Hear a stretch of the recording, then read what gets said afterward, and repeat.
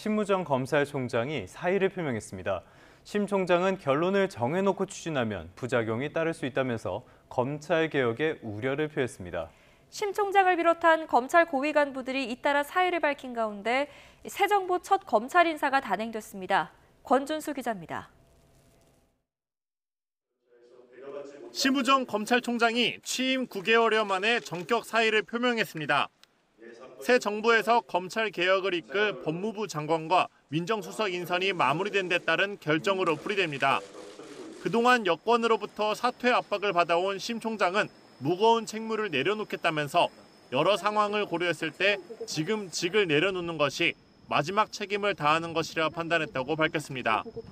새 정부가 추진하는 검찰 개혁과 관련해선 우회적으로 우려를 표했습니다.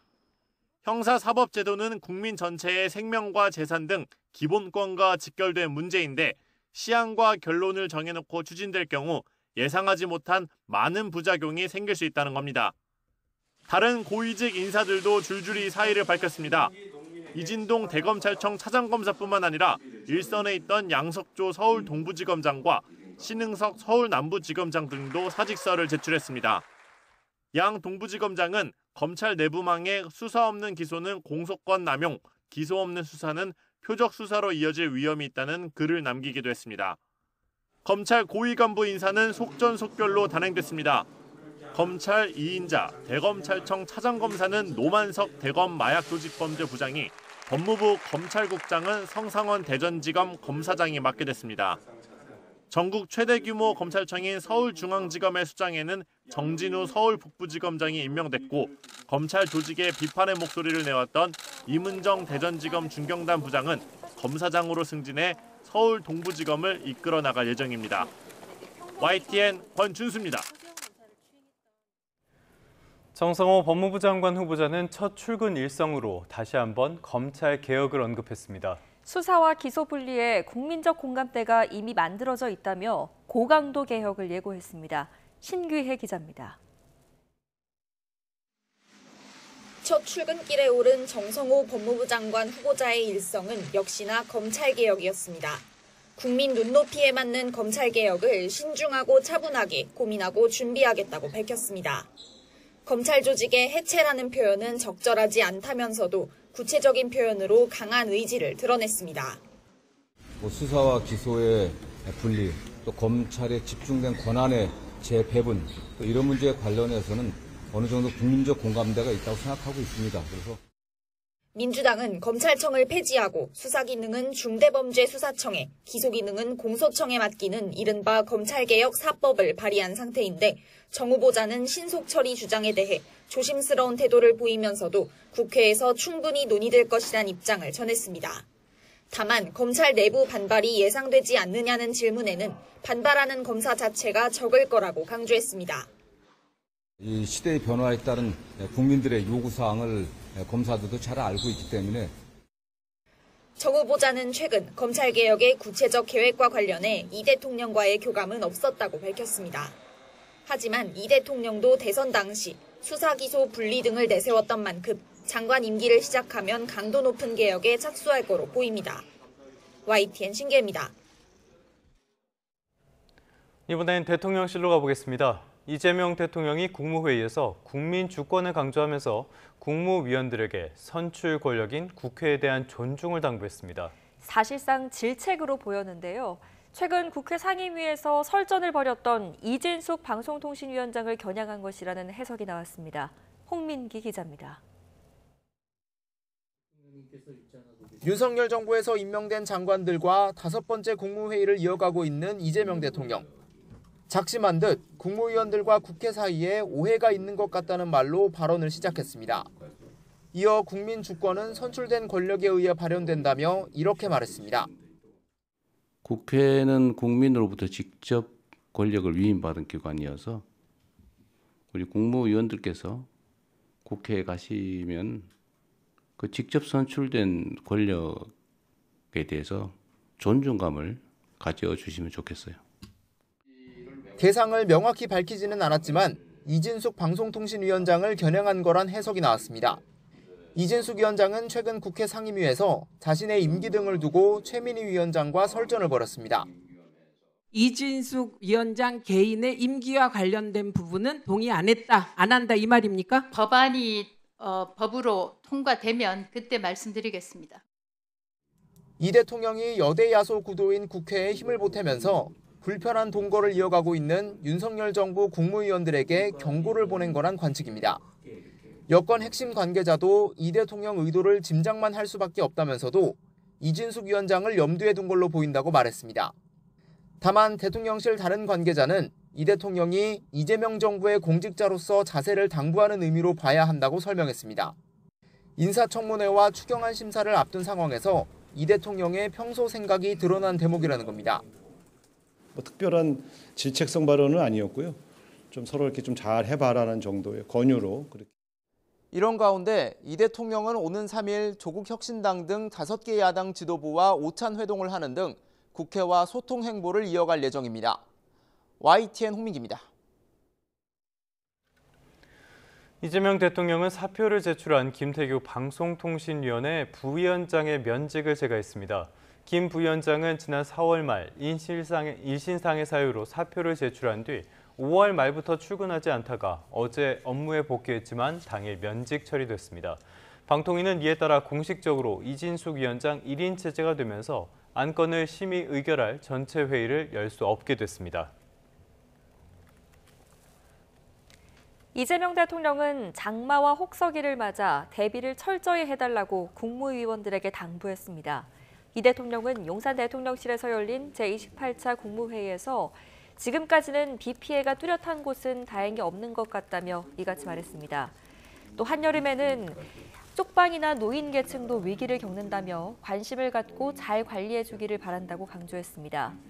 이 대통령은 이와 함께 최근 부동산 문제 때문에 약간의 혼선이 있었다며 대한민국의 투자 수단이 부동산으로 한정되면서 부동산 투기가 주거 불안정을 초래해왔다고 진단했습니다.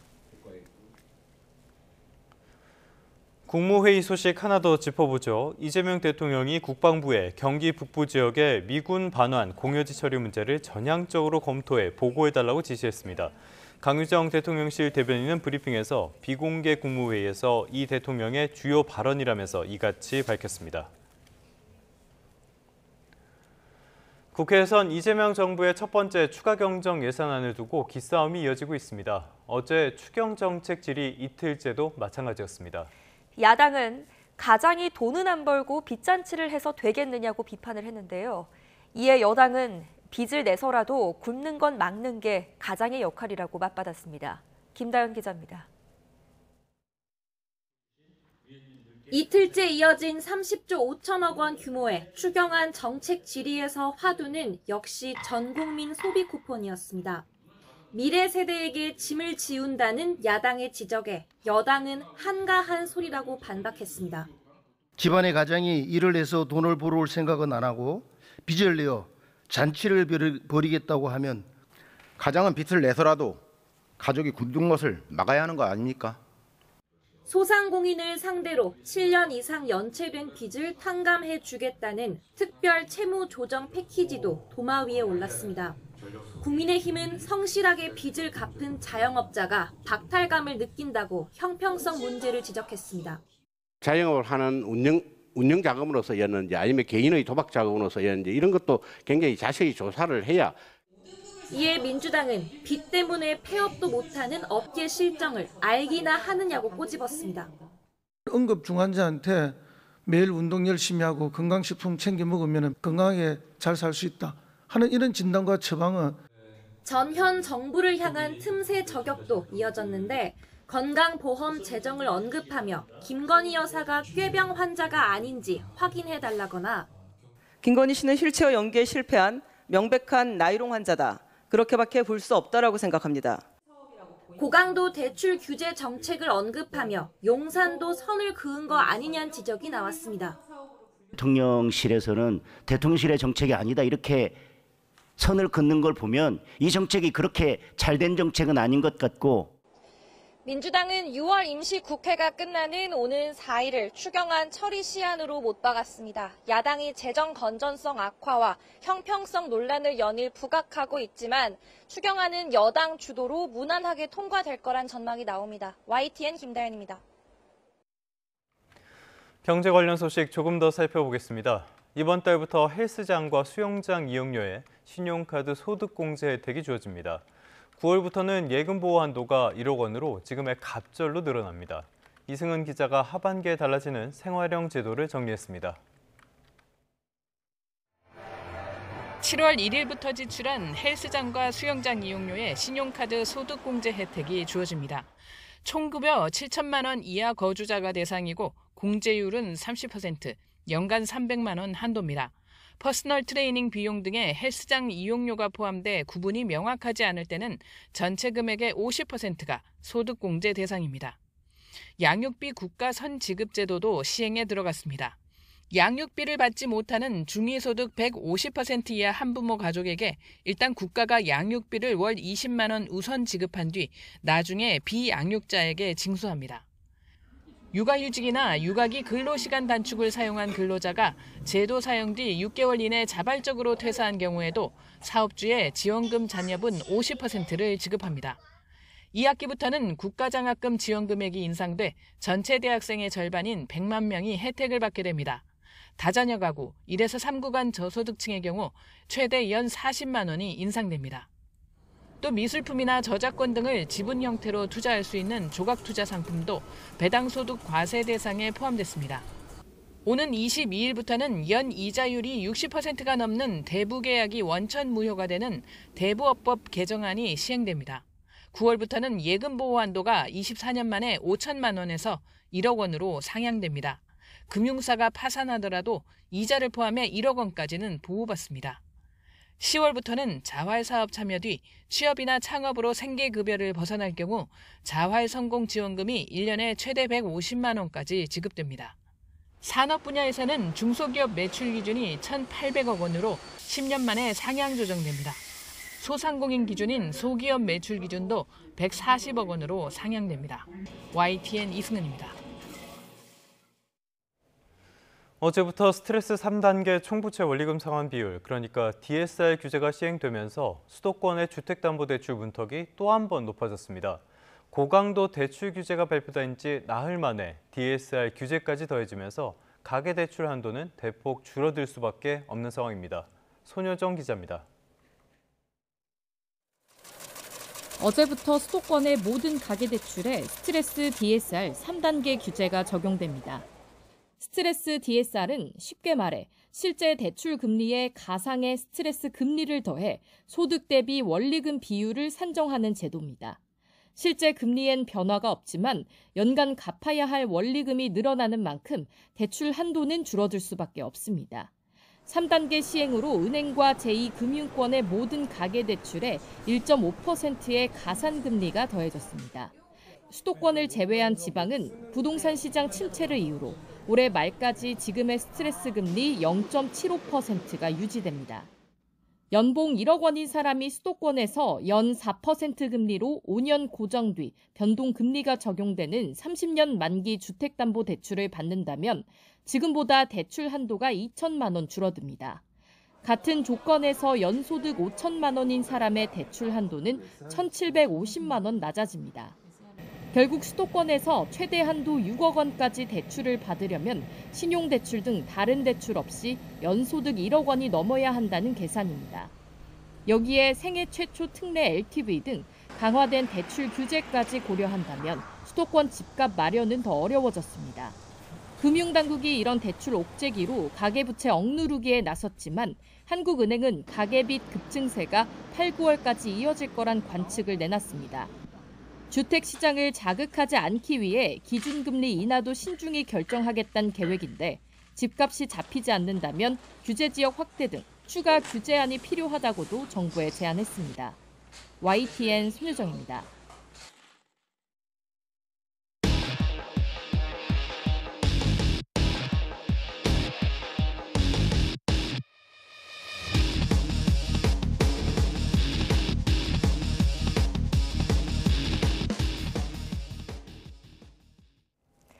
(7월) 초는 전국에 장맛비가 집중되는 시기인데요. 올해는 비 대신에 폭염이 이어지며 열기만 쌓이고 있습니다. 전국 대부분 폭염특보가 내려진 가운데 체감온도 35도 안팎의 무더위가 계속됩니다. 올여름 장마는 끝난 걸까요? 김민경 기자가 전해드립니다. 장맛비 대신 폭염의 기세가 연일 거세지고 있습니다. 밤에도 식지 않은 더위에 강릉은 밤사이 체감온도가 30도를 넘으며 초열대야 수준의 더위가 나타났고 서울 등 전국 25개 지역에서도 열대야가 기록됐습니다. 밤낮 없는 찜통 더위에 폭염특보는 연일 확대됐고 경보로 격상되는 지역도 늘었습니다.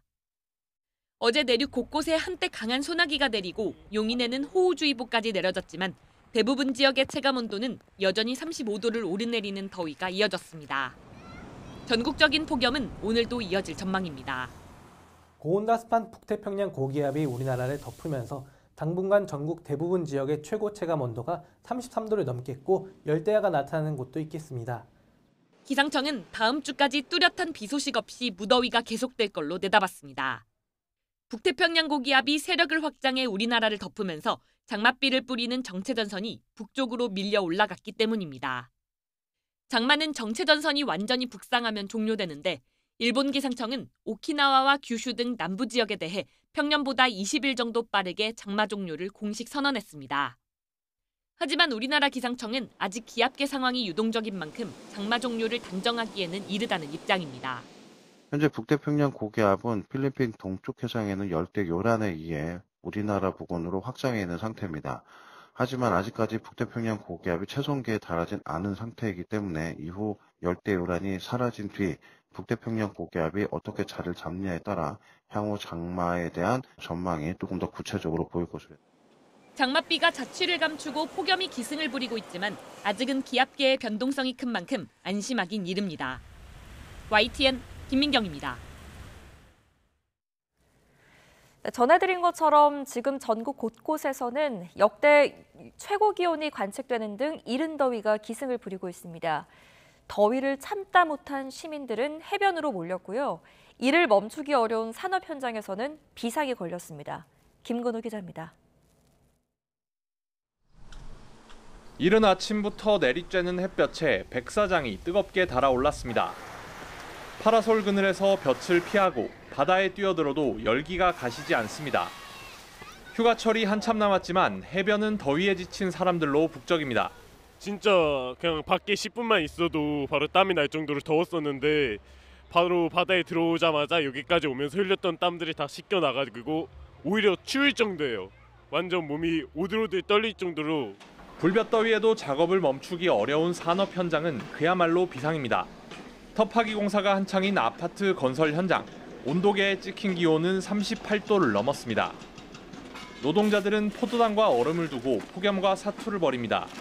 옷이 하루에 몇 번씩 젖었다가 말랐다가 하고 있습니다. 이동식 에어컨을 가동하고 제빙기, 식염포도당 같은 것들을 비치해서 쉬실 시간에 시원하게 쉬면서 안전하게 작업할 수 있도록 관리하고 있습니다.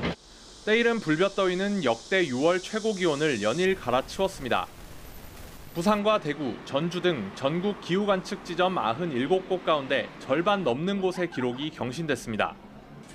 전국 온열 질환자도 409명으로 지난해 같은 기간보다 30명 넘게 늘었습니다. 예년보다 빨리 시작된 무더위, 하지만 끝은 더디게 올 거로 예상되면서 세밀한 대비가 필요하다는 지적이 나옵니다.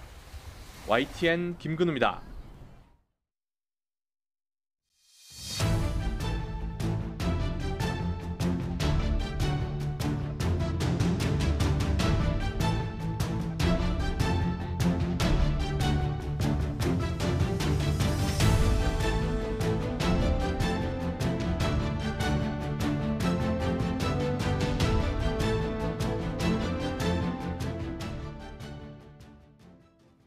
네, 이번엔 특검 진행 상황 살펴보겠습니다. 윤석열 전 대통령이 2차 소환을 통보한 날짜에 출석하지 않았죠. 특검팀은 오는 5일에 재소환 통보를 했고요. 윤 전 대통령 측도 출석할 뜻을 밝혔습니다. 하지만 출석 시간을 놓고는 또 한 번 양측의 신경전을 이어갔습니다. 우종훈 기자입니다. 조은석 내란 특검팀이 윤석열 전 대통령에게 2차 조사를 위해 토요일인 오는 5일 오전 9시에 다시 출석하라고 통지했습니다. 앞서 특검은 오늘 오전 9시 윤 전 대통령에게 2차 소환을 요구했지만 전날 기일 변경을 요청한 윤 전 대통령은 모습을 드러내지 않았습니다. 특검은 이번이 마지막 출석 통지라면서 만약 이번에도 불응한다면 요건이 다 갖춰진 만큼 필요한 조치를 하겠다며 체포영장 청구를 시사했습니다. 윤 전 대통령 측은 특검에 7월 5일 이후로 출석일을 조정해달라고 요청했던 만큼 이번 소환에는 응할 예정이라고 밝혔습니다. 다만 통상 오전 조사는 10시부터 하는 게 관행인 만큼 시간을 1시간 늦춰달라고 요청했습니다. 하지만 특검팀은 윤 전 대통령 측 요구를 받아들이지 않기로 하고 앞서 전달한 시간에 나올 것을 다시 통지했습니다. 1차 조사 경과를 고려하면 조사할 게 많고 사회 일반의 업무 개시 시간을 고려했다는 이유입니다. 첫 소환 당시 윤 전 대통령의 외환죄 혐의에 대한 기초조사를 진행한 특검은 무인기 전문가인 국방과학연구소 관계자를 참고인으로 불렀습니다. 윤 전 대통령과 김용현 전 국방부 장관이 비상계엄의 명분을 쌓으려 북한에 무인기를 보내 공격이나 도발을 유도했다는 의혹과 관련해 심층적인 조사를 위한 준비 작업으로 풀이됩니다. 오는 5일 2차 조사가 성사된다면 여기에 더해 앞서 윤 전 대통령 측 거부로 중단된 체포방해 혐의에 대한 조사도 재개될 전망인데 특검은 경찰 총경이 계속 신문을 주도하겠다는 방침이라 양측의 입장 변화가 없는 상황에서 조사가 순탄하게 이루어질지 관심입니다. YTN 우종훈입니다. 민중기 김건희 특별검사팀과 이명현 최상병 특검팀이 오늘 오전에 나란히 사무실 현판식을 열고요. 정식으로 수사를 개시합니다. 민 특검팀은 서울 종로구 KT 광화문 빌딩 웨스트 2층에서, 이 특검팀은 서울 서초구에 있는 서초 한샘 빌딩 입구에서 현판식을 진행합니다. 두 특검의 수사 개시는 지난달 12일 임명된 지 20일 만인데요. 특검법에 보장하고 있는 수사 준비 기간을 모두 채웠습니다. 이 김건희 특검과 최상병 특검의 공통 수사 대상이 있습니다. 바로 임성근 전 사단장의 구명 로비 의혹인데요. 최상병 특검이 먼저 수사에 착수하기로 했습니다. 이명현 특검팀은 임성근 전 사단장 소환을 시작으로 관련 조사에 속도를 낼 것으로 보입니다. 염혜원 기자입니다. 윤석열 전 대통령의 부인 김건희 여사를 정조준하고 있는 두 특검 가운데 최상병 특검이 먼저 관련 조사에 착수합니다. 임성근 전 해병대 1사단장 구명 로비 의혹에 관한 겁니다. 민 특검님하고 통화를 했고요. 거기는 16개 부분에 아주 굉장히 바쁜 적이고요. 우리는 김건희하고 겹치면 한 부분이기 때문에 우리가 먼저 수사를 하시고. 먼저 첫 소환 조사에 임 전 사단장을 부르는 특검팀은 최상병 순직 뒤 수사 과정에서 임 전 사단장이 처벌받지 않도록 김 여사가 영향력을 행사했다는 의혹에 대해 조사할 방침입니다. 당시 박정훈 대령이 이끈 해병대 수사단의 초동 수사에선 임 사단장에게 업무상 과실치사 혐의를 적용했지만 이종섭 전 국방부 장관의 결재 번복 뒤 피의자에서 제외됐습니다. 이 과정에서 이종호 전 블랙펄 인베스트 대표가 VIP에게 이야기하겠다고 말한 사실이 전해지면서 구명 로비 의혹이 제기됐습니다. 이 전 대표는 도이치모터스 주가 조작 사건에서 김 여사의 계좌를 관리한 것으로 알려진 인물입니다. 특검팀은 김 여사 소환 계획에 대해선 말을 아꼈지만 임 전 사단장에 대한 조사 결과를 토대로 수사에 속도를 낼 전망입니다. YTN 염혜원입니다. 이재명 대통령이 후보 시절에 약속했던 상법 개정안이 이번 주에 국회 문턱을 넘어설 것으로 보입니다. 여야의 시각차는 여전하지만 합의 처리를 위해 노력하겠다고 뜻을 모았습니다. 임성재 기자가 취재했습니다. 이재명 대통령의 핵심 공약 코스피 5천 시대 달성을 위한 첫걸음인 상법 개정안이 급물살을 탔습니다. 반대하던 야당이 선회할 뜻을 밝히면서 더불어민주당은 소액주주의 권익보호를 핵심으로 하는 상법 개정안을 이번 주에 처리하겠다고 단언했습니다. 지난 정부에서 좌초된 법안에 감사 선임 시 대주주의 의결권을 3%로 제한하는 내용 등을 더한 강화된 개정안입니다. 코스피 5천 시대의 마중물이 될 상법 개정안도 함께 처리할 예정입니다. 큰 틀에서 공감대를 이뤘지만 시각차는 여전합니다. 국민의힘은 의석 상황과 1,400만 개미 투자자를 의식해 한 발 물러난 것으로 보이는데 기업을 규제하는 법안인 만큼 세제 혜택 같은 당근도 필요하다고 주장합니다. 빈대 잡자고 초과 삼간을 태우면 안 된다며 보완할 점을 보완해야 한다고 말했는데 민주당은 이런 제안은 법안 통과를 막으려는 일종의 시간 끌기로 의심하고 있습니다. 법안 심사관문인 법제사법위원회에서도 이런 엇박자를 드러냈습니다. 개인 투자자들의 권리를 전혀 찾아주고 하고 있지 않다. 이런 색안경을 쓰고 있습니다. 배임죄를 좀 완화한다든가 기업들의 그 여러 가지 경영권을 침해하는 이런 여러 가지에 대한 보호 장치가 필요하다고 생각하는데 여기에 대해서 깜짝 회동한 양당 지도부는 이런 이견을 계속 논의해 남은 기간 합의 처리하겠다고 약속했습니다. 가능한 합의 처리될 수 있도록 우리가 노력하겠다. 만약 그렇게 된다면 윤석열 정부에서 거부권으로 폐기됐던 일반 법안이 국회를 통과하는 첫 사례가 됩니다. 민주당은 법사위 심사를 거쳐 목요일 본회의에서 이 상법 개정안을 처리한다는 계획을 고수하고 있는데 압도적 의석수를 고려하면 국민의힘의 반발이 큰 변수는 되지 못할 것으로 보입니다. YTN 임성재입니다. 오늘의 국회 일정입니다. 국회 법제사법위원회는 오늘 오전 법안 소위를 열고 주주 충실 의무 강화 등을 주요 내용으로 하는 상법 개정안을 논의합니다. 여야 원내대표가 상법 개정안을 합의 처리하자는 데 뜻을 모은 만큼 여야는 소위 심사 과정에서 이견을 좁히기 위해 노력할 것으로 보입니다. 여당은 감사위원 분리선출 확대, 전자주주총회 도입, 감사 선임 시 대주주의 의결권을 3%로 제한하는 내용 등을 담은 법 개정을 추진하고 있습니다. 야당도 소액주주를 보호하자는 쪽으로 선회했지만 기업 세제 혜택도 함께 논의하자는 입장입니다. 더불어민주당이 오늘 국회에서 검찰개혁 토론회를 열고 검찰의 수사와 기소권 분리 방안을 논의합니다. 토론회에서는 검찰청 폐지와 공소청 설치를 골자로 하는 여당의 검찰개혁 4법 내용이 다뤄질 것으로 보입니다. 오늘 토론회에는 당대표 출사표를 던진 정청래, 박찬대 의원도 나란히 참석할 예정입니다.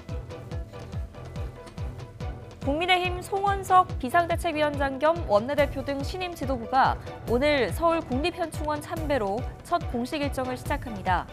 비상대책위원으로 지명된 박덕흠, 조은희, 김대식 의원과 김포갑 박진호, 화성갑 홍형선 당협위원장이 함께합니다. 송원석 비대위원장은 이후 오전 10시 국회에서 취임 기자회견을 진행합니다.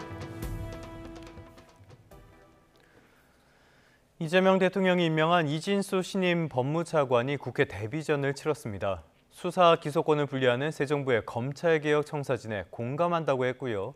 현직 대통령의 재판 중지를 둘러싼 논란에도 의견을 냈습니다. 황보이경 기자입니다. 이진수 신임 법무차관은 임명 이틀 만에 나선 국회 데뷔전에서 새 정부 검찰개혁 방향에 우선 공감한다는 뜻을 밝혔습니다. 신중한 태도였지만 이재명 대통령이 추구하는 개혁 방향에 전적으로 동의한다고 거듭 강조했습니다. 수사와 기소 분리의 방향으로 가야 된다는 점에 대해서는 제가 공감하고 이 법안에 대해 찬반 여부를 직접 말씀드리는 것은 조금 시점상 성급하지 않나 싶습니다. 여야는 탐색전도 없이 현직 대통령이 재판을 받아야 하는지를 두고 세게 충돌했습니다. 공소 수행 부분이 당연히 헌법에 의해서 중단이 돼야 된다 생각하는데 평등 원칙에도 위배되고 어떻게 보면 국민에 있어서 특혜로 보여질 수 있기 때문에 이 차관은 헌법학자들 사이에도 논란이 있다면서 임기가 끝나면 재판이 다시 진행되는 것으로 이해한다고 말했습니다. 김건희 여사의 이른바 특혜 조사 논란 질문도 나왔습니다. 당시 대검찰청 형사부장으로 총장을 보좌했던 이 차관은 과정은 부적절했지만 무혐의 처분은 옳았다는 취지로 말했습니다. 그 당시 청사금지법 관련된 재반 이슈를 충분히 검토를 했었고 사실관계와 법리에 따라서 결론을 내린 부분들이 있었습니다. 윤석열 전 대통령 석방에 단초가 된 구속기간 계산 방식은 현재는 다시 시간이 아닌 일수로 계산한다고 밝혔고 자신을 둘러싼 친윤검사 논란은 알고 있다고 짧게만 대답했습니다. YTN 황보혜경입니다. 이재명 대통령의 공직선거법 위반 파기환송심과 대장동 재판에 이어서 경기도 법인카드 유용 의혹 재판도 결국 연기됐습니다. 대선 전후로 이 대통령의 공판 절차가 연기된 건 이번이 4번째인데요. 사실상 형사재판 대부분이 임기 이후로 미뤄지게 됐습니다. 부장원 기자입니다. 이재명 대통령이 경기도지사 시절 경기도 예산을 사적으로 유용했다는 이른바 법인카드 유용 의혹의 형사재판이 연기됐습니다. 수원지방법원 형사합의 11부는 이 대통령의 업무상 배임 혐의 공판준비기일에서 정식 공판기일은 추후 지정하기로 했습니다. 재판부는 이 대통령이 국가원수로서 국정 운영의 계속성을 보장할 필요가 있다고 결정의 배경을 설명했습니다. 명시적으로 대통령 업무 수행에 연속성을 거론한 만큼 5년 뒤 임기가 끝날 때까지 사실상 재판이 중지될 전망입니다. 이 대통령이 당선 전 기소된 사건의 재판이 멈춘 건 이번이 4번째입니다. 지난달 초 이 대통령의 공직선거법 위반 혐의 파기환송심 재판부와 대장동과 백현동 위례개발비리 의혹, 성남FC 의혹 사건 재판부도 공판기일을 추후 지정하기로 했습니다. 대통령은 내란죄 등을 제외하고는 재직 중 형사소치를 받지 않는다는 헌법 제84조 대통령의 불소추 특권 조항이 근거가 됐습니다. 이로써 이 대통령이 기소된 5개 혐의 가운데 쌍방울 대북송금 사건 재판만 남게 됐습니다. 오는 22일 공판준비기를 앞두고 있는데 법인카드 유용 의혹 사건 재판부가 이 사건 심리도 맡고 있는 만큼 마찬가지로 재판이 중단될 가능성이 커 보입니다. YTN 부장원입니다. 이번엔 미국으로 가보죠. 트럼프가 상호 관세 유예 마감을 앞두고 연장을 생각하지 않는다면서 일단 선을 그었습니다. 연일 기준금리 인하 압박도 이어가고 있는데요. 제롬 파월 연방준비제도 의장은 관세가 없었다면 금리를 더 인하했을 것이라고 응수했습니다. 뉴욕 연결해서 자세한 소식 알아봅니다. 이수윤 특파원, 트럼프 대통령이 또 상호 관세와 관련해서 예측 불허의 언행을 이어갔죠? 네, 그렇습니다. 트럼프 대통령은 에어포스 1에서 기자들에게 상호 관세 유예 기간 마감 시한 연장을 고려하지 않고 있다고 밝혔습니다. 또 일본과 합의에 도달할 수 있을지 확실하지 않다며 회의적이라고 설명했습니다. 트럼프 대통령은 원래 4%였던 일본에 대한 상호 관세율이 30%나 35% 혹은 미국이 정하는 어떤 숫자의 관세율을 부과할 수 있다고 설명했습니다. 그러면서 일본이 버릇이 없다, 그리고 다루기 어렵다라고도 표현했습니다. 이는 멀가에서 타코, 트럼프는 언제나 발을 뺀다는 비아냥을 의식한 행보로도 풀이됩니다. 다만 인도와는 무역 합의를 할 가능성이 있다고 밝혔습니다. 연일 이야기가 바뀌는 분위기니까 상황은 조금 더 지켜봐야 될 것 같고요. 트럼프 대통령이 연일 파월 의장을 공격하고 있습니다. 금리를 더 낮춰야 한다, 이런 공격인데 파월 의장 역시 여기에 대해서 반격을 한 것 같아요. 어떤 이야기를 한 겁니까? 네, 트럼프 미국 대통령이 미국의 중앙은행인 연방준비제도의 금리 인하를 연일 압박하고 있습니다. 이런 가운데 제롬 파월 연준 의장이 트럼프의 관세가 금리 인하를 막고 있다고 응수했습니다. 파월 의장은 포르투갈에서 열린 유럽 중앙은행 정책 포럼에서 트럼프 미국 행정부의 관세 정책이 아니었으면 기준금리가 현 수준보다 더 낮았을 것이라고 밝혔습니다. 이에 연준이 관세에 과민 반응을 한 건 아니라며 미국 경제가 견조한 이상 기다리면서 관세의 영향을 지켜보는 게 신중한 자세라고 강조했습니다. 직접 들어보시죠. We went on hold when we saw the size of the tariffs and essentially all inflation forecasts for the United States went up materially as a consequence of the tariffs. 파월 의장은 관세가 미국 경제에 미치는 영향이 아직 가시화하지 않았다면서 관세가 인플레이션에 영향을 미치는 시기나 규모, 지속성은 매우 불확실하다고 설명했습니다. 파월 의장은 트럼프 대통령의 공격에 대한 질문에 최대 고용과 물가 안정, 금융 안정에만 100% 집중하고 있다고 밝혔습니다. 이에 크리스틴 라가르드 유럽 중앙은행 총재와 이창용 한국은행 총재 등은 동의한다며 박수를 보냈습니다. 직접 들어보시죠. Maximum employment, price stability, financial stability, and that's what we focus on, 100%.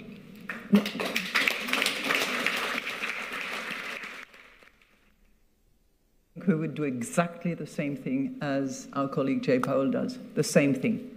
Yeah. Right? Yes.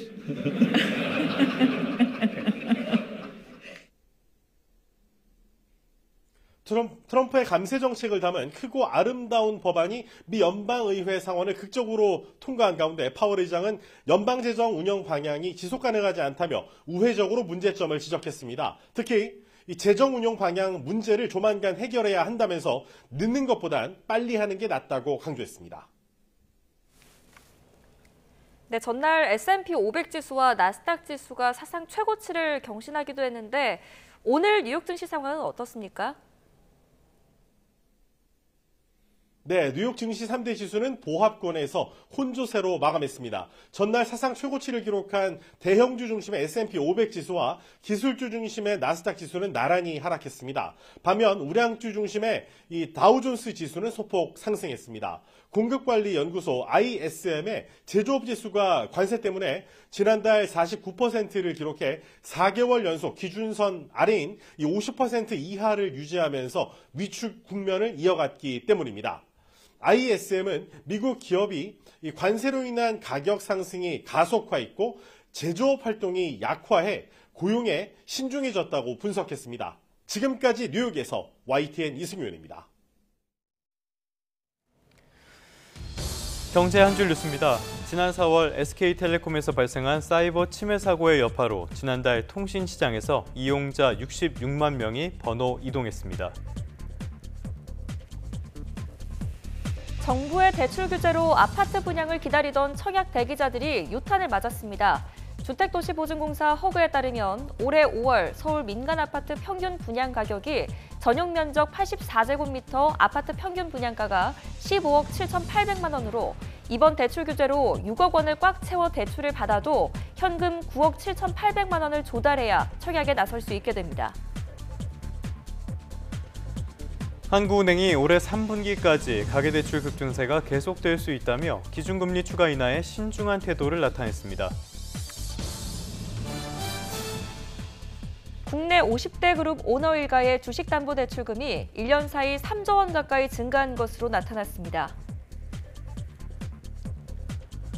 온라인으로 옷을 판매하는 업체와 운영자가 공정거래위원회 제재를 무시하고 환불 거부 영업을 계속하다가 검찰 수사까지 받게 됐습니다. 올해 섬 지역 주민 생활 안전을 위해 드론 해안 순찰과 같은 드론 공공 서비스가 실시됩니다. 지금까지 경제 한 줄 뉴스였습니다. 연일 찌는 듯한 더위가 이어지면서 밤잠 설치시는 분들 많을 것 같습니다. 지난 밤 사이에도 열기가 식지 못한 곳이 많은데요. 특히 강릉은 현재 30.5도로 초열대야 수준의 더위가 나타나고 있고요. 서울도 26.8도에 머무르고 있습니다. 그 밖의 지역 기온도 살펴보면 청주가 26.8도, 포항은 28.3도를 나타내고 있습니다. 한낮에는 대부분 최고 체감온도가 33도에서 35도 안팎까지 치솟겠습니다. 오늘 서울 낮 기온 32도, 광주 34도, 대구는 36도까지 오르겠습니다. 오늘 오전까지는 수도권과 영서지방에 빗방울이 떨어지겠고요. 낮 동안 구름 사이로 자외선이 강하겠습니다. 또 중북부와 영남 내륙을 중심으로는 한때 5에서 30mm의 요란한 소나기가 지날 수 있겠습니다. 당분간 뚜렷한 비 소식 없이 무더운 날씨가 이어지겠습니다. 다만 대기 불안정으로 인해 기습적인 소나기가 지날 수 있겠습니다. 날씨였습니다.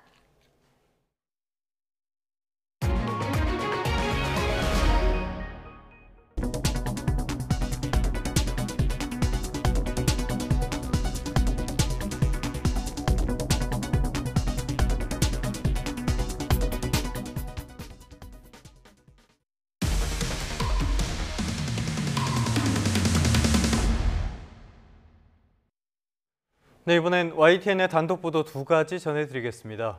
고등학교 1학년 6월 전국 연합 학력평가에 영어 영역 정답이 사전에 유출된 사건이 있었죠. 이 사건과 관련해서 경찰이 일부 학원의 강사를 입건한 것으로 확인됐습니다. 경찰은 답안을 처음 유출한 사람을 찾기 위해 수사력을 모으고 있는데 현직 고등학교 교사나 교육청 관계자의 연루 가능성도 조사하고 있습니다. 유서현 기자가 단독 취재했습니다.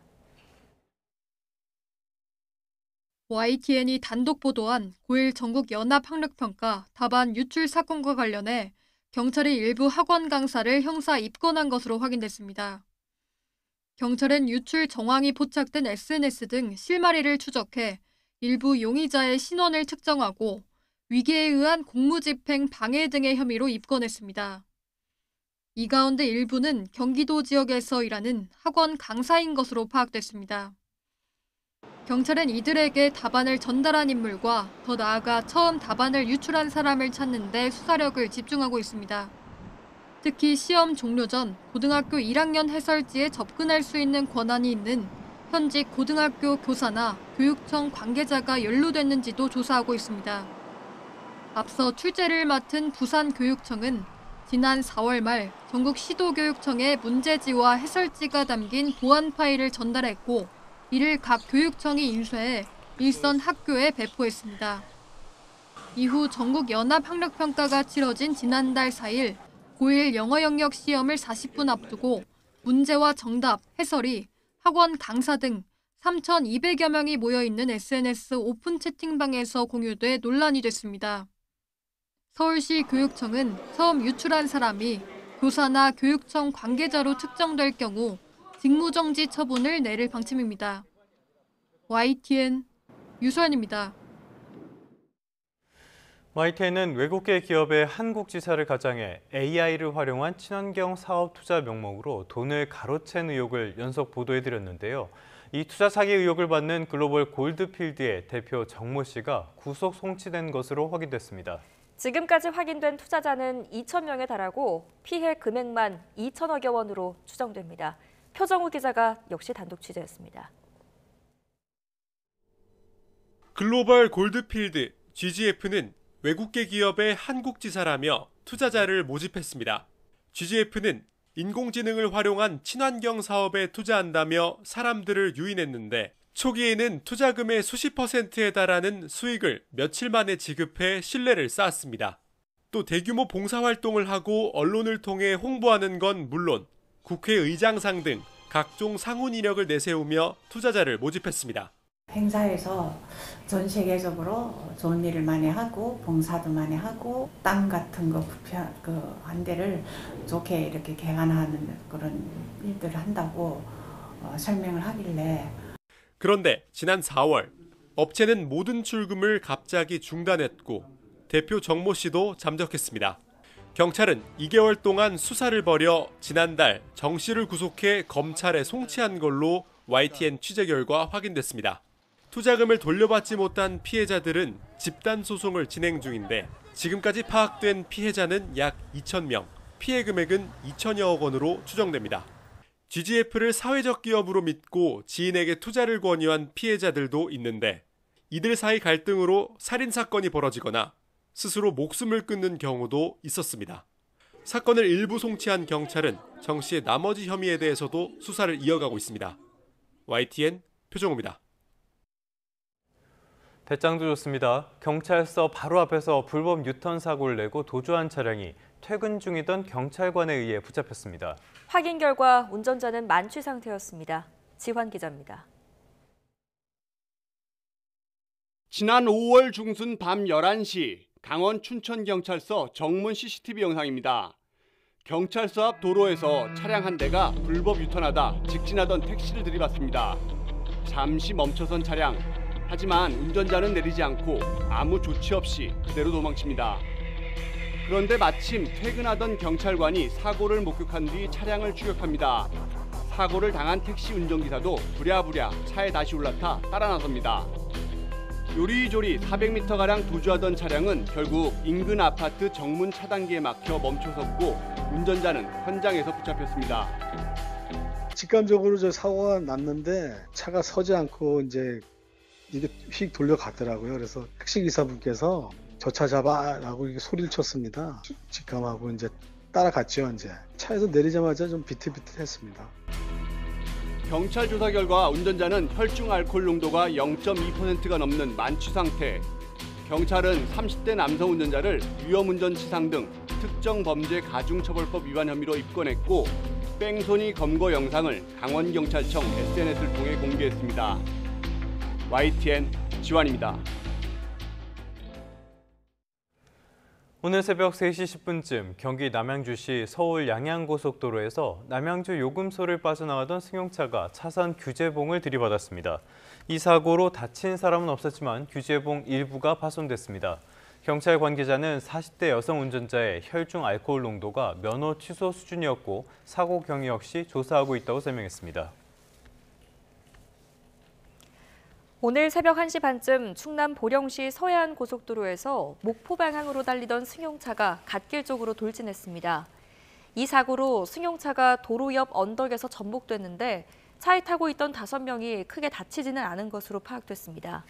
경찰은 40대 여성 운전자가 졸음 운전을 한 것으로 보고 정확한 사고 경위를 조사 중입니다.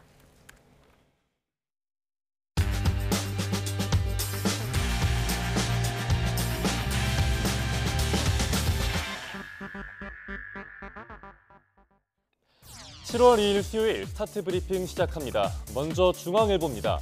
마포와 용산 성동, 마용성 지역에서 6억 원 이상 대출을 받아 집을 산 사람이 절반에 달한다는 통계가 나왔습니다. 이 비율이 강남 3구와 맞먹는다고 하는데 그 배경을 분석한 기사입니다. 국토교통부의 올해 1월부터 5월 서울 주택 매매 자금 조달 계획서를 분석해봤더니 6억 원 넘게 대출받은 거래가 32%에 달했습니다. 자치구별로 따지면 강남구가 55.8%, 성동구가 50.3%입니다. 단순 평균으로 비교하면 마용성이 45.7%로 강남 3구의 44.8%보다 약간 높습니다. 강남이야 원래부터 집값이 비싼 곳이고요. 마용성은 상대적으로 강남보단 평균 집값이 낮죠. 대출액이 집값의 절반을 넘는 거래 비중을 보면 강남 3구는 서울 평균을 밑돕니다. 즉 애초부터 어느 정도 현금이 많은 사람들이 강남에 집을 샀다는 뜻이고요. 보유자산이 상대적으로 부족한 고소득 직장인들이 초연끌을 통해서 마용성에 몰렸다고 해석할 수 있습니다. 연령대별로 보면 6억 원 이상 대출로 서울에 집을 산 거래 중에 30대와 40대가 85%에 달합니다. 50대 이상 기성세대에 비해서 3040은 고가의 주택을 사려면 결국 대출을 늘려야 하는 거죠. 정부의 초강력 대출 규제로 진입장벽은 더 높아졌습니다. 과열된 부동산 시장에 규제가 필요하다는 주장과 동시에 정부의 규제가 실수요자의 기회를 뺏는 부작용이 있다는 지적도 나오고 있습니다. 네, 다음은 요즘 수도권의 바글바글한 러브버그 기사입니다. 사랑에 빠지는 게 죄는 아니라지만 요즘 너무 많이 보이긴 하죠. 왜 수도권이 러브버그의 천국인지 중앙일보가 분석했습니다. 네, 인천 계양산, 이번에 다른 의미로 핫플레이스가 됐습니다. 하늘과 등산로가 새까맣게 뒤덮인 모습 보셨을 겁니다. 공무원들이 사흘째 온종일 러브버그와의 전쟁을 벌이고 있는데 심한 곳은 삽으로 사체를 퍼낼 정도입니다. 서울대 연구팀이 국내 러브버그 개체 DNA를 분석해보니 중국의 칭다오 개체와 유전적으로 비슷하다고 합니다. 중국과의 교역 과정에서 넘어왔을 가능성이 있는 겁니다.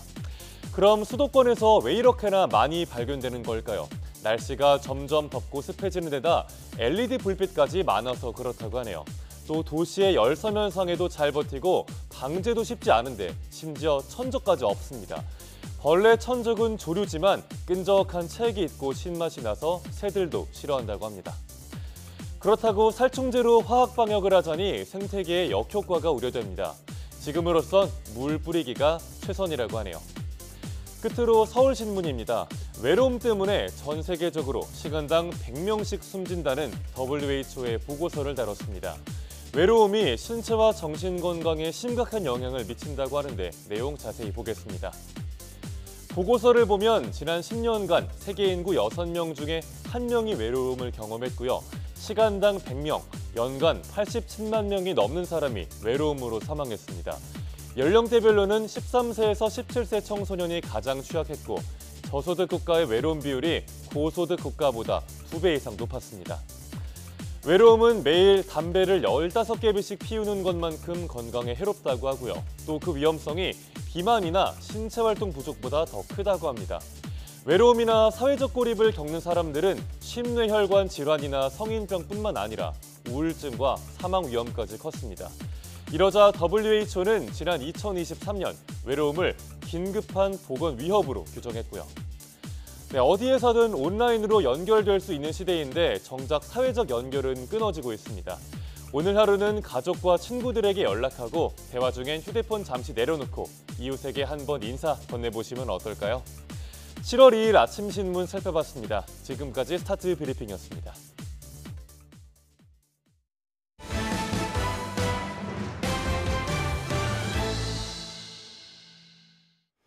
다음 소식입니다. 서울의 새로운 수상 대중교통으로 기대를 모으고 있는 한강버스가 체험 운항을 시작했습니다. 교통체증 없이 한강 위를 가로지를 수 있는 이색적인 출퇴근길에 시민들도 관심을 보였습니다. 김진두 기자입니다. 서울 여의도 한강공원의 선착장. 35m 길이의 거대한 선박이 모습을 드러냅니다. 서울시가 새롭게 선보이는 한강버스입니다.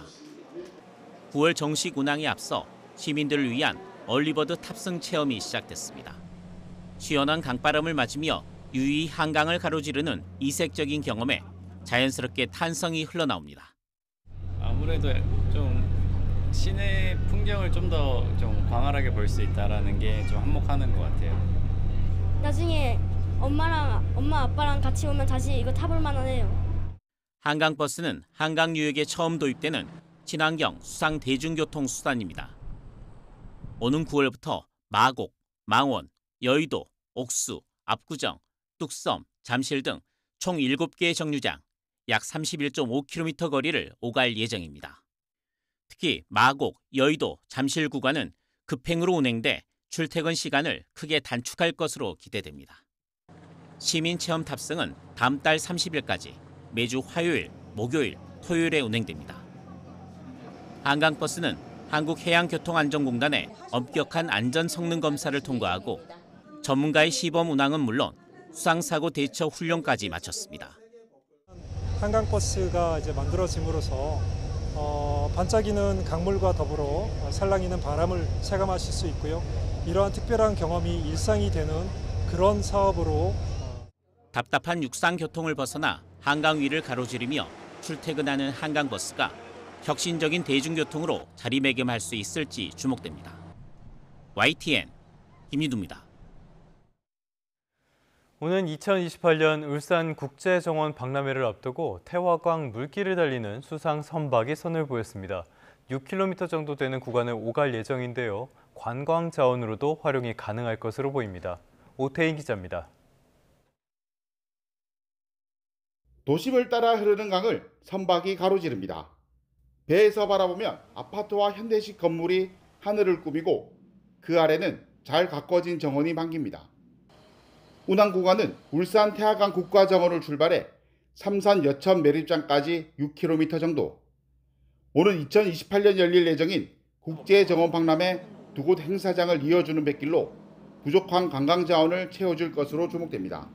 태화강을 활용한 수상교통을 시범적으로 도입을 하였습니다. 단순한 이동수단을 넘어서 도심 속 수상여행으로 울산의 새로운 관광자원이자 박람회 킬러 콘텐츠가 되길 기대합니다. 이번에 도입된 선박은 바닥이 평평한 부유체 위에 갑판을 얹은 폰트윈 구조입니다. 흔들림이 적고 안정감이 있어 누구나 쉽게 이용할 수 있습니다. 12명을 동시에 태우고 시속 25km 속도로 운항하면서 선박 위에서 관광하도록 설계됐습니다. 다만 태화강 수심이 낮아 운항에 지장을 주는 것은 숙제로 남았습니다. 물이 좀 얕은 부분이 있기 때문에 저희들이 운행을 해보고 얕은 부분에 대해서는 준설을 하든지 해서 앞으로 향후에 문제가 없도록 개선을. 울산시는 실증 운항을 거쳐 정식 도입 여부를 결정할 예정입니다. YTN 오태인입니다. 쥬라기월드 새로운 시작이 개봉 전부터 예매율 1위를 차지하며 흥행 기대감을 키우고 있습니다. 스칼렛 요한슨 등 주연 배우와 제작진이 기자회견과 레드카펫 행사를 통해 한국 팬들을 만났습니다. 신주원 기자입니다. 인간과 공룡이 공존하는 세계. 인류를 구할 신약 개발을 위해 포악한 공룡의 유전자를 확보해야 하는 주인공들의 모험이 시작됩니다. Theme park owners did experimental work, leaving only the worst ones here. 쥬라기 월드 새로운 시작의 전 세계 동시 개봉을 앞두고 주연 배우와 제작진이 한국을 방문했습니다. 특히 지난 2017년 이후 8년 만에 두 번째 내한한 스칼렛 요한슨은 한국에 각별한 애정을 보이기도 했습니다. This morning I just ended up going to buy a bunch of makeup and skincare. That was my day. And I think I had about 7 kinds of kimchi at the breakfast this morning. But yeah, we're so excited to meet the fans tonight. 이번 작품에서는 공룡에 접근하기 위해 투입된 군사작전 요원 조라 베넷으로 열연합니다. 주라기 시리즈 원작을 연출한 스티븐 스필버그 감독과도 활발히 소통했다며 어릴 적 꿈을 이뤘다고 밝혔습니다. I didn't expect that David Cap and Steven and Frank would be completely open actually to having character discussions with me, and on all levels a dream come true. 국내에서는 개봉 전부터 전체 예매율 40%에 육박하며 1위를 차지한 가운데 압도적인 스케일로 돌아온 주라기 시리즈가 전작에 이어 흥행에 성공할지 주목됩니다. YTN 신지원입니다. 오징어 게임 시즌3가 공개 이후 글로벌 1위 자리를 지키고 있습니다. 원래 해피엔딩이었던 결말이 지금처럼 바뀐 이유가 뭔지 김승환 기자가 황동혁 감독을 만나 들어봤습니다. 오징어 게임 시즌3는 공개 직후 글로벌 1위를 유지하고 있습니다. 한 드라마로 이례적으로 지난 주말 도심에서 퍼레이드까지 벌이며 화려한 피날레를 맺었습니다. 역시 오징어 게임은 결국 고향에서 가장 사랑받는구나라는 사실도 다시 한번 느낄 수 있었습니다. 너무 멋진 피날레였던 것 같아요. 애초 시즌3 결말은 이정재가 맡은 기훈이 게임에서 다시 살아나 딸을 만나는 해피엔딩. 하지만 기훈이 미래 세대를 위해 희생하는 결말로 바꿀 수밖에 없었습니다. 좀 비관적으로 바라보게 되었기 때문에 해피엔딩을 만들 수가 없었던 건데요. 시즌 2, 3에 거쳐서 점점 나빠져가는 세상을 그 안에 게임을 하는 사람들을 통해서 묘사하는 것이 더 맞다고. 시즌 3 내용의 호불호에 대해선 팬들 각자의 기대가 다를 수밖에 없다는 걸 이해한다며 어떻게 만들었든 감론을 박은 계속됐을 거라고 설명했습니다.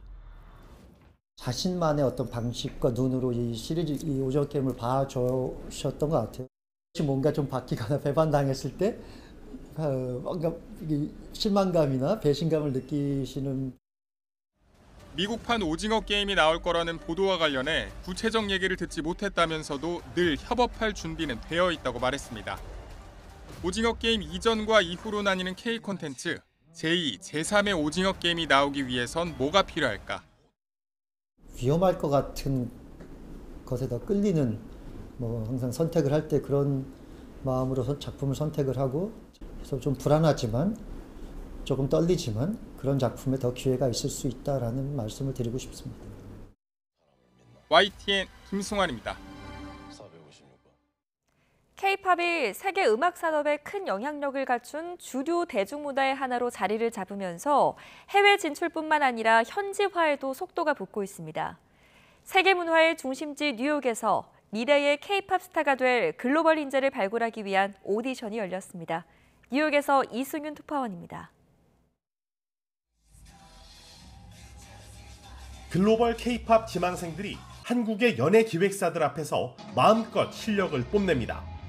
세계를 무대로 활약할 K-팝 인재를 발굴하기 위한 오디션 무대가 뉴욕 한복판에 마련됐습니다. 100여 개 팀의 지원자 가운데 치열한 경쟁을 뚫고 예선을 통과한 10여 개 팀이 본선 무대에 올랐습니다. K-pop is something where you could express yourself and try out different concepts with other group members. If I keep working hard and I keep, taking opportunities and performing in festivals like these. 참가자들은 팬에서 월드스타로 도약할 수 있는 발판이 마련된 것에 설렘을 감추지 못했습니다. I want to try new things, and I get stage fright really badly, but I want to put myself out there. 이번 뉴욕 오디션에는 스타쉽과 어도어 등 한국의 유명 연예 기획사 실무진 10여 명이 심사위원으로 참가했습니다. K-팝이 좀 이제 글로벌화 되고 있는 만큼 이제 정말 세계 각지의 친구들, 좋은 인재들이 많이 필요하기도 하고요. 네, 충분히 가능성 있는 친구들 많이 봐서 보람 있는 시간이었습니다. K-팝 오디션은 미국과 유럽은 물론 아시아 등 세계 곳곳으로 확대될 예정이어서 K-팝의 미래를 이끌 글로벌 인재들의 참여가 더욱 활발해질 것으로 보입니다. 이제 K-팝은 현지 오디션을 통해 단순한 외국 진출이 아니라 현지 인재를 흡수하고 그 문법에 맞게 스스로를 진화시키는 현지화를 가속화시키고 있습니다. 뉴욕에서 YTN 이승윤입니다. 교육부와 한국장학재단이 오늘부터 대학생과 대학원생을 대상으로 2학기 학자금 대출 신청을 받습니다. 등록금 대출은 10월 23일까지, 생활비 대출은 11월 18일까지이고 한국장학재단 누리집이나 앱을 통해 접수하면 됩니다. 대출 금액은 등록금의 경우 전액, 생활비는 200만 원까지 가능합니다. 교육부는 청년들의 학자금 상환 부담을 낮추기 위해 2학기에도 학자금 대출 금리를 1.7%로 동결했다고 밝혔습니다. 조선 후기 실학자 박제가의 친필 저서 북학이와 허준이 펴낸 전염병 의학서 벽역신방이 보물로 지정 예고됐습니다. 북학이는 1778년 박제가가 청나라에 다녀온 뒤 사회 전반에 관한 개혁 방법을 제시한 책으로 박제가가 직접 쓴 원고라는 점에서 학술적 가치가 크다고 국가유산청이 밝혔습니다. 1613년 허준이 펴낸 벽역신방은 전염병인 성홍열에 대한 최초의 관찰 자료라는 점에서 전염병 연구에 귀중한 자료로 평가됩니다.